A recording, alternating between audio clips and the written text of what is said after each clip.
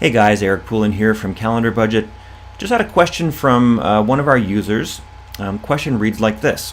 I use a Mac. Is this a problem for CalendarBudget? I installed Quicken Essentials for Mac just so I could use your program.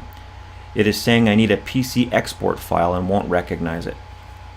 So you definitely don't need Quicken Essentials. You don't need any kind of software to use CalendarBudget. CalendarBudget is a web app, which means it just runs in your browser. You don't need any special software on your computer other than a web browser. We usually recommend people to use Chrome, but it will work fine on Safari for Mac users, but it'll be a bit faster on Chrome. The file that you need is for reconciling your bank account. And you don't have to do this, but it's clearly the easiest way to do ongoing reconciliation. So what we recommend is that you get this file from your online banking website.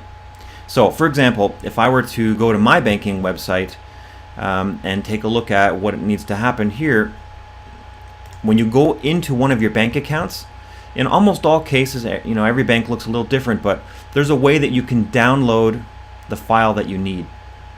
Okay, you definitely do not want a text file, you do not want a QIF file, and you don't want an Excel file or CSV file. The file that you do want is a Quicken or MS Money format file. When you download that file, it should be in a name called whatever .qfx or .ofx. If it says .csv or QIF, then that's not the right format. We're looking for OFX or QFX. Unfortunately, not all banks support that format, although it is the banking standard.